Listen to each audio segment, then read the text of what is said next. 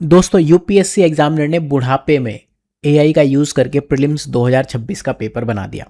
दूसरी तरफ हम हैं कि अपनी 20s में जेन जी की एज में एआई को यूज़ नहीं कर पा रहे। हम जाके इधर उधर प्रॉम्प्ट सर्च करते हैं, हमें लगता है कि पेड मॉडल ले लो, जेमिनाई या फिर चैट जीपीटी या क्लॉड या फिर फलाना ढिमकाना, इन सब के पीछे पड़े हैं। मैं आपको एक बहुत बेसिक मोस्ट पॉपुलर मॉडल जो चैट जीपीटी है उसका फ्री वर्जन एक न्यू अकाउंट बना के चीज़ें एक्सप्लेन करना चाहता हूँ, किस तरह से सिनॉप्सिस कंटेंट बनाता है, क्यों ये कंटेंट रिवॉल्यूशनरी होता है, हमेशा एग्जाम में इसकी रेलेवेंस क्यों होती है, एंड कोचिंग्स को ये कंटेंट कॉपी करना क्यों पड़ता है, इसकी पूरी हम बात करेंगे।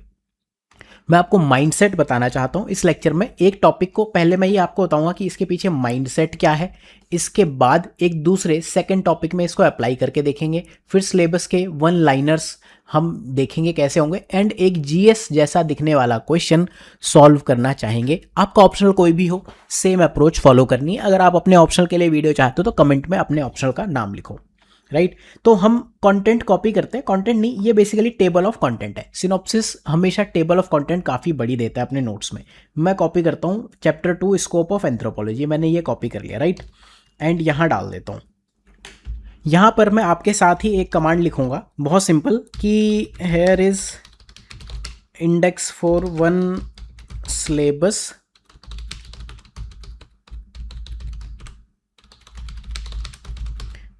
Anthropology option for UPSC. ठीक है, तो मैं क्या चाहता हूं कि मुझे आप बताओ, tell me the mindset behind this. मैं बेसिकली आपको ये बताना चाह रहा हूं कि जो इतनी ये भारी भरकम इंडेक्स है इसका पर्पस क्या है। अब यहाँ जो रेलेवेंट चीज़ें हैं वो मैं आपको एक्सप्लेन करना चाहता हूँ। ये क्या कहता है कि mindset behind this index is answer engineering, जिसे हम आंसर बिल्डिंग कहते हैं। It is not just content organisation. क्यों है, देखो, रीयूजेबल आंसर मॉड्यूल्स बनाए। सबसे पहले हम सिलेबस से स्टार्ट करते हैं। जब भी कोई ऑप्शनल है तो हमारे पास सबसे पहली चीज़ क्या लिखी होती है, scope, meaning, scope and development of anthropology, एक लाइन लिखी हुई है, हमें पता ही नहीं इसमें क्या जाना है। तो हम सिंपली एक्सप्लेन करें टॉपिक बाई टॉपिक, उससे बेटर क्या है कि हम सबसे पहले ये देखेंगे सिलेबस टॉपिक क्या है एंड यूपीएससी ने 40 साल में क्या पूछा। एक एक करके क्वेश्चंस हमने लिस्ट कर दिए यहाँ पे। अगर आप देखो 40 ईयर्स के लास्ट क्वेश्चन जो पूछा है इस टॉपिक से 2021 में पूछा है। राइट, तो हमने पहला ये काम करना है। उसके बाद हम हर एक टॉपिक को सिर्फ एक पैराग्राफ या दो पैराग्राफ में नहीं पढ़ेंगे, मल्टीपल सब हेडिंग्स में पढ़ेंगे कि एक टॉपिक से सब हेडिंग्स कैसे बनाई है। तो कुछ हेडिंग्स कॉमन हो सकती है, introduction, thinker, case studies, conclusion. Case study का मतलब रेलेवेंस भी होता है, कंटेम्प्रेरी रेलेवेंस भी यही चीज़ है, एप्लीकेशंस भी है। राइट, तो जब हम ये चीज़ें पढ़ रहे हैं, राइट, तो इस तरह के क्वेश्चंस आपको दिखेंगे। Relevance of anthropology, role of anthropology in आज के इंडिया में, एंथ्रोपोलॉजी का role in service of humanity, ये सब एक ही चीज़ है। राइट, तो जब हम ये वाली चीज़ें पढ़ लेते हैं, बेसिकली हमारे पास एक कंप्लीट कॉन्सेप्ट हो गया पूरे टॉपिक का। इसको आप एक मदर आंसर कहो या फिर यही आपका कंटेंट है। ठीक, अब हमने क्या किया, पीवाईक्यूज है, सिर्फ पीवाईक्यूज। टेबल ऑफ कंटेंट में हम सिर्फ एक चीज़ भी कर सकते थे ना कि सीधे मतलब ये डालते meaning of anthropology, question 1 question 2 इस तरह से लिस्ट कर देते, बट ये इतना इलेबोरेट टेबल ऑफ कंटेंट बनाने का मतलब क्या। यहाँ आप देखो, जैसे anthropology studies eight micro level but aims at micro level. तो यहाँ पे क्या किया, अगर क्वेश्चन में 2 हेडिंग पूछी है तो 2 हेडिंग्स हैं, एक हेडिंग पूछी तो एक हेडिंग, 2 हेडिंग पूछी 2 हेडिंग, इस तरह से किया। फिर इसका बेनिफिट क्या है, मान लो इन्होंने एक बार ये कॉमन ह्यूमैनिटी और यूनिवर्सल वैल्यूज पे पूछ लिया। ठीक है, तो माइंडसेट बेसिकली ये है कि जब ये सोर्स ऑफ वैल्यूज, मान लो आपने यूनिवर्सल वैल्यूज पढ़ लिया या सोर्स ऑफ वैल्यूज पढ़ लिया, तो ये वाला जो पार्ट है ये हमेशा रीयूजेबल है। इसको हम मॉड्यूलर प्रिपरेशन कहें या जो कुछ कहना है वो कह लो। ठीक, अब ये वाला पॉइंट मुझे फालतू लग रहा है, ये पॉइंट भी फालतू लग रहा है। बेसिकली ये क्या कह रहा है कि जब आप बार बार इस तरह से पढ़ते हो तो एक आपकी मसल मेमोरी बनती है। ठीक है, दूसरा पीवाईक्यूज। हाँ, इंपॉर्टेंट चीज़ ये है कि जब भी हम पढ़ते हैं, मोस्टली कोचिंग्स क्या है, सिलेबस दे दिया, नोट्स दे दिया। ठीक है, इस इंडेक्स को यूज करके आप ये सीख सकते हो कि सिलेबस, पीवाईक्यू, नोट्स। बेसिकली जो पीवाईक्यूज हैं वो एक्सटेंशन ऑफ सिलेबस ही है कि जब भी आप स्कोप ऑफ सोशियोलॉजी पढ़ो तो ये पढ़ना मत भूल जाना माइक्रो लेवल थ्योरी, ये पढ़ना मत भूल जाना यूनिवर्सल वैल्यूज, रेलेवेंस मत भूल जाना, क्योंकि ये क्वेश्चन पूछ रहा है। अब जब आप देखोगे, जैसे मान लो ये हॉलिस्टिक और एटोमिस्टिक अप्रोच पूछा। हॉलिस्टिक मतलब A+B, एंथ्रो की मान लो 4 ब्रांच है तो सब ब्रांच को एक साथ लेके चलना। एटोमिस्टिक मतलब किसी कॉन्सेप्ट को छोटे एटम लेवल पे, राइट। जैसे किनशिप का फॉर्म्स ऑफ किनशिप एक साथ पढ़ना। तो ये बेसिकली ले दे के आपको यही समझ में आएगा कि ये क्वेश्चन है माइक्रो लेवल और मैक्रो लेवल, सिमिलर क्वेश्चन पूछा हुआ है, राइट। तो अल्टीमेटली आप क्या करते हो कि PYQs का यूज करके आप ये बताते हो कि क्या मैटर करता है। तो रिवीजन स्ट्रेटजी आपकी हो गई, राइट। तो अल्टीमेटली आप ये सारी चीज़ें कर सकते हो, ये पॉइंट्स आपके आंसर में आएंगे। हाँ, नेक्स्ट पॉइंट क्या है, पैटर्न रिकॉग्निशन। जो ईयर्स आपको दिख रहे हैं ना यहाँ पे 82 देन दिस, ये सारे ईयर्स हैं, ठीक। तो सेम आइडिया डिफरेंट लैंग्वेज में, जैसे मैंने बताया कि ये वाला क्वेश्चन और हॉलिस्टिक और एटोमिस्टिक अप्रोच सेम क्वेश्चन है, या फिर सर्विस ऑफ ह्यूमैनिटी, या फिर रेलेवेंस, और ये तीनों सेम क्वेश्चन है। तो हमेशा आप क्या करते हो, 100 क्वेश्चन 200 क्वेश्चन पढ़ने के पहले 15-20 कोर कॉन्सेप्ट आपने पढ़ लिए हो गए। तो अल्टीमेटली ये ChatGPT क्या कह रहा है, रियल वर्क फ्लो बेसिकली ये है, एक बार पॉज करके पढ़ लो। वीडियो के पार्ट 2 में हम syllabus one liners and in fact short one liners, very short one liners बनाना सीखेंगे। वन लाइनर्स कैसे होते हैं, मान लो अगर मुझे कोई टॉपिक देखना है कि ये टॉपिक है एंड मैं चाहता हूँ रिलीजन की डेफिनेशन, तो वन लाइनर होता है रिलीजन इज समथिंग। आपने रिलीजन की एक जनरल डेफिनेशन सीख ली, एक थिंकर के थ्रू डेफिनेशन सीख ली, एक एग्जाम्पल, राइट। दूसरा इवोल्यूशनरी अप्रोच क्या होती है, आपने इवोल्यूशनरी अप्रोच की बात की कि सिंपल से कॉम्प्लेक्स फॉर्म की तरफ इवॉल्व करती जाती है। एंड टेलर जो सबसे प्रोमिनेंट थिंकर है उनकी डेफिनेशन भी आप लर्न कर लेते हो एंड एक एग्जांपल आप देख लेते हो। तो ये होते हैं वन लाइनर्स, विद एग्जांपल्स आपको लर्न करने हैं। वन लाइनर्स से भी पहले जो कि आंसर राइटिंग में आपको हेल्प करेंगे इस टाइप के, कि topic word meaning word meaning word meaning. एक चीज़ आपको हमेशा ध्यान रखनी चाहिए जब भी आप ऑप्शनल पढ़ते हो, तो सिलेबस के जो सिमिलर टॉपिक्स हैं उनको एक साथ पढ़ो। जैसे रिलीजन एंथ्रोपोलॉजी में सिलेबस में पेपर 1 में है, पूरा टॉपिक है। इसके बाद पेपर 2 में 3 जगह आपको रिलीजन के टॉपिक्स दिखते हैं, ये सारे रिलीजन आपको क्लियर दिख रहे हैं।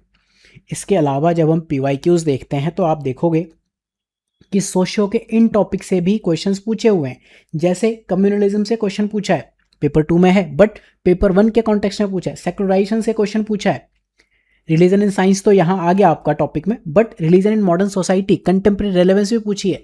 तो हमें क्या करना चाहिए कि जितने भी सिमिलर टॉपिक्स हम ग्रुप करके पढ़ पाएं, एटलीस्ट इतना तो आप करोगे, ठीक है। अब हम AI के पास चलते हैं। हम AI भैया को कहेंगे कि हमने क्या किया है, 1 पेज रिवीजन शीट बनाई हुई है। मान लो मैं सिनॉप्सिस से उठाता हूँ, मैं कहूँगा कि AI भैया हमने, मैं इंग्लिश में क्या, हम ये लिख देता हूँ, हमने वन लाइनर्स बनाए हैं एंथ्रोपोलॉजी के लिए, एंथ्रोपोलॉजी के लिए। ऐसे मतलब जो आप प्रॉम्प्ट के लिए तंग होते हो ना, वो ये है, ठीक है। अब मैं कह रहा हूँ सिमिलरली सिलेबस के अदर टॉपिक्स, TOPI टॉपिक्स के लिए भी एक टेबल बना दो, हेयर इज द सिलेबस, ठीक है। बिल्कुल हिंदी में, मतलब जो जुगाड़ू लैंग्वेज हो सकती है वो हमने उठा लिया। एंड एंथ्रो सिलेबस में एक काम करते हैं, ये उठाते हैं, पॉलिटिकल ऑर्गेनाइजेशन, सोशल कंट्रोल, ये उठा लेते हैं, इसके ऊपर हम बनाना चाहेंगे। देखते हैं क्या करके देता है। पुराना जो एंट्री थी वो मैंने डिलीट कर दिया। तो लेट्स सी क्या देते हैं, कि हर कॉन्सेप्ट के साथ में इन्होंने दे दिया, बिल्कुल सही दे दिया। जैसे बैंड की डेफिनेशन, मैं क्या चाहता हूं कि आपको एटलीस्ट डे 1 इतना पता हो या डे 10 इतना पता हो कि बैंड मतलब स्मॉल ईगलिटेरियन हंटिंग ग्रुप्स होते हैं एंड ये एलमान सर्विस का कॉन्सेप्ट है। अगर ये तो हालांकि इन्होंने बहुत ज़्यादा डिटेल में दे दिए, बट ठीक है, फिर भी अगर सिलेबस में पावर लिखा है, Max Weber, ability to impose one's will, authority भी वेबर का कॉन्सेप्ट है, लेजिटिमेट पावर, तो आप क्या करोगे, इस वे में चीज़ों के वो बनाओगे शॉर्ट नोट्स। एंड इसको एक चीज़ और कह देता हूँ, do not stick to syllabus, इसको एक चीज़ कहता हूँ,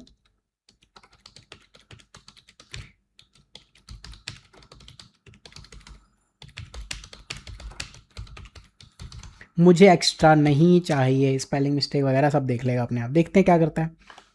हाँ, अब दे दिए इसने, जो भी सिलेबस में टर्म्स लिखी हैं आई बिलीव कि उन्हीं के दिए हैं, ठीक है। तो अब इन्होंने ये कॉन्सेप्ट दे दिया, वेबर की बेटर डेफिनेशन दी है, तो आप हमेशा इसको ये कहोगे लिमिट करना पड़ता है एआई को। जैसे इसने जबरदस्ती सब टॉपिक भी दे दिए, काम आएंगे वो, लेकिन डे वन वो नहीं चाहिए आपको।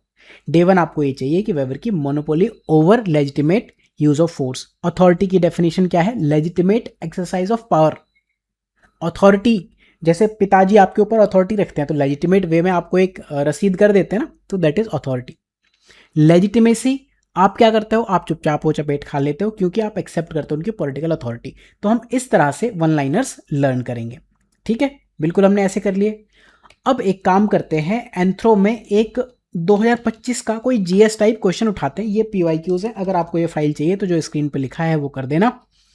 पेपर 2 से उठाते हैं कोई सा टॉपिक, देखते हैं एथनिसिटी, देखते हैं क्या पूछा है इन्होंने एथनिसिटी में 2025 में। कोई सिंपल सा जीएस टाइप क्वेश्चन हमें चाहिए। हाँ, ये क्वेश्चन जीएस टाइप लग रहा है। Discuss the rising ethnic conflict in India and propose their possible remedial measures. Remedies चाहिए और कॉन्फ्लिक्ट के जो डिस्कस करना है। अब एक बात मान के चलो, क्योंकि ऑप्शनल एंथ्रो है तो आपको एंथ्रोपोलॉजिकल पर्सपेक्टिव से ही बात करनी है। अगर ये भी लिखा हो डिस्कस विद एंथ्रोपोलॉजिकल पर्सपेक्टिव तो भी वही आंसर है। सोशियो होता तो डिस्कस विद सोशियोलॉजिकल पर्सपेक्टिव।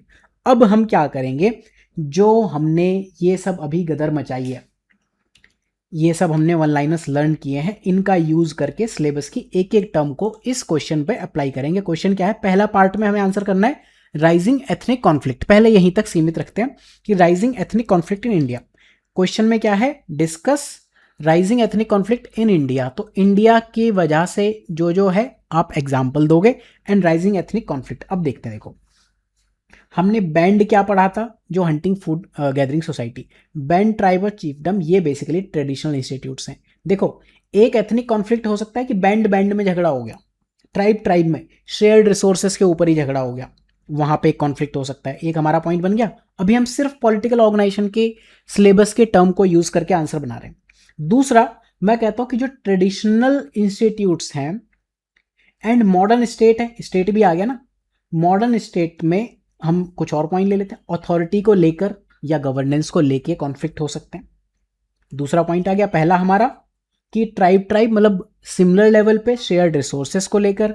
दूसरा, tradition versus modern institute, modern institutions, उनके बीच में झगड़ा हो गया। तीसरा, सिलेबस में लिखा है पावर। पावर हम कैसे कह सकते हैं? मान लो क्या हो सकता है एथनिक कॉन्फ्लिक्ट, बहुत सारे ऐसे एथनिक कम्युनिटीज हैं जिनको पॉलिटिकल रिप्रेजेंटेशन इक्वल नहीं मिला है, तो हम कहते हैं कि पावर को लेके कॉन्फ्लिक्ट होते हैं because of unequal political representation. अब इन इंडिया लिखा था, फॉर एग्जाम्पल कॉन्फ्लिक्ट्स इन मणिपुर हो सकता है, या फिर कोई आपको अगर रिसेंट एग्जाम्पल याद आ जाए आप वो लिख दो। देन आगे क्या लिखा था सिलेबस में? Authority and legitimacy. तो मैं कहता हूं कि किसी वजह से इनमें इशू आ गई, there is a crisis of authority and crisis of legitimacy.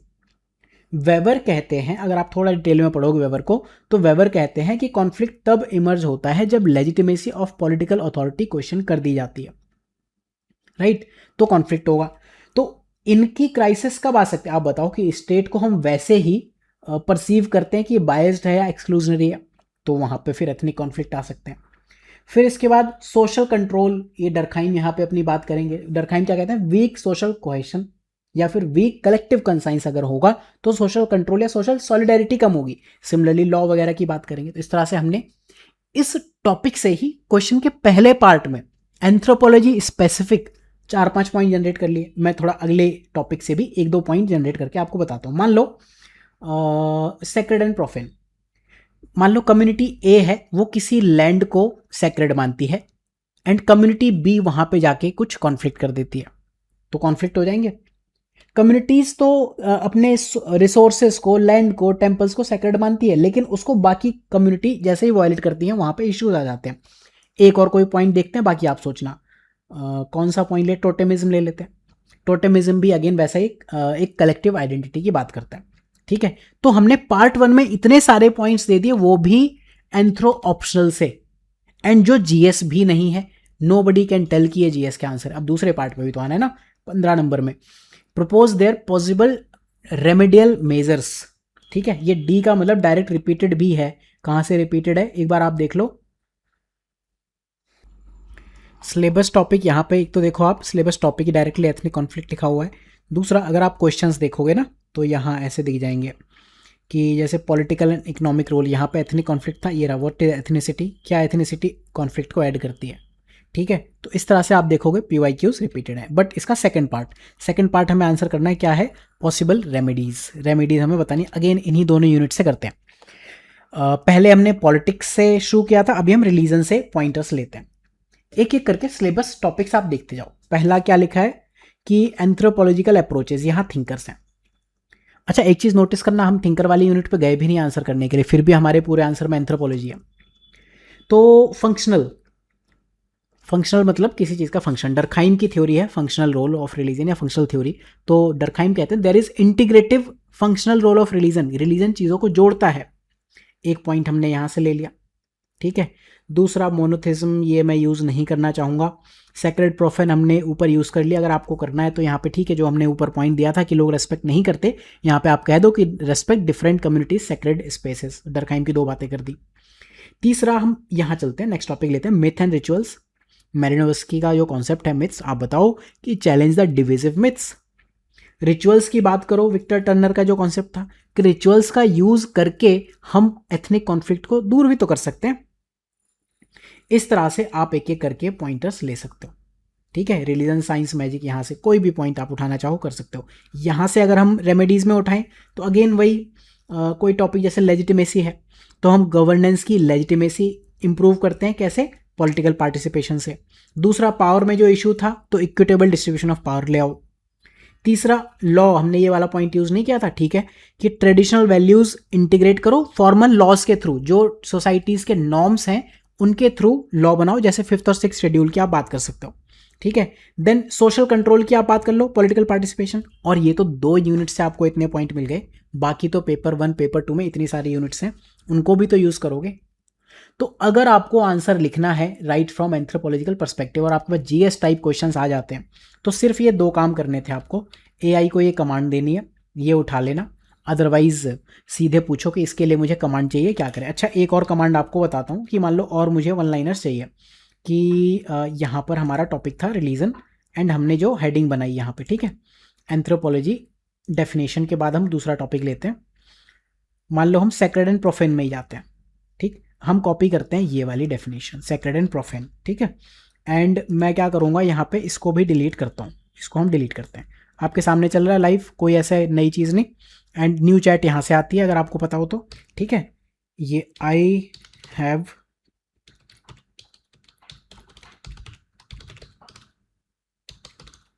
Such definitions and examples. ठीक है,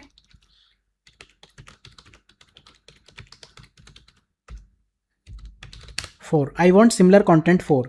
सिलेबस की किसी और टॉपिक को उठाते हैं, किसको उठा लें, रिलीजन हो गया, कोई और टॉपिक लेते हैं। मान लो मैं उठाता हूँ एथनिसिटी हो गया, समझ नहीं आया, मैं रैंडम उठा लेता हूँ। एक काम करते हैं 5.1 5.2 कॉपी कर लेते हैं। कहता हूँ मुझे भी आप सिमिलर टाइप की डेफिनेशन दे दो फॉर फॉलोइंग, देखते हैं क्या देता है। बहुत ज़्यादा अगर आप इनपुट दे दोगे तो ये क्या करेगा, डेफिनेशन शॉर्ट कर देगा। ये बना दिया इसने similar, significance of village study in India. अब इसकी डेफिनेशन ये छोड़ दो, AI में सब कुछ काम का नहीं होता, ये ध्यान रखना। अब जैसे Indian village as social system, तो यहाँ पे आपके पास थिंकर है SC दुबे, इन्होंने क्या कहा था कि Indian villages integrated social system है जहाँ पे बहुत सारे इंस्टीट्यूट्स ऐसे हैं जो क्लोजली लिंक्ड हैं एंड एक दूसरे को इन्फ्लुएंस करते हैं। तो इस तरह से जो भी आपको कंटेंट दिखे वो उठाओ, बोलो मुझे इसके ऐसा कंटेंट बना के दे दो। तो एंथ्रोपोलॉजी के लिए एक डेडिकेटेड चैनल बनाया, बहुत ज़्यादा सब्सक्राइबर हो गए इसमें 44। मैं चाहूँगा कि आप अपना कंट्रीब्यूशन दो। AI की हेल्प से आप नेक्स्ट ऑप्शनल कौन सा चाहते हो, मैं उसमें आपकी हेल्प करूँगा। व्यूज़ होने चाहिए वीडियो में, थोड़े कमेंट्स भी होने चाहिए तो थोड़ा मज़ा आता है। Thank you for watching. And anthro में अगर आप और ज़्यादा लर्न करना चाहते हो तो ये आप फॉलो कर सकते हो। एंड ब्लॉग वगैरह के लिए साइन एग्ज़ाम, ये वाला पोर्टल हम लाइव कर रहे हैं, दिस इज़ बियॉन्ड UPSC। ठीक है, मेरा बैकग्राउंड साइंस है, न्यूक्लियर साइंस है, एंड मैं UPSC में खुद की ज़िंदगी नहीं देना चाहता हूँ, तो that is the main purpose. And यहाँ पे आप ब्लॉग्स में जाओगे, यहाँ एक एक करके आप रीड कर सकते हो। जैसे फॉर एग्जांपल मैं आपको दिखाऊँ कोई टॉपिक, मान लो प्राइमेट बिहेवियर, तो यहाँ पे आप क्लिक करके देख सकते हो। Scope of relation of anthro with history, जैसे मान लो पहला ही टॉपिक उठाते हैं मीनिंग ऑफ एंथ्रोपोलॉजी, तो इस तरह से ये कंटेंट बनाया हुआ है। ये डायग्राम्स वगैरह एग्जाम में आप डायरेक्टली यूज़ करो। कोर्सेज के लिए सिनॉप्सिस IAS या साइन एग्जाम दोनों में से आप कहीं भी फॉलो कर सकते हो। Thank you for watching, have a good day.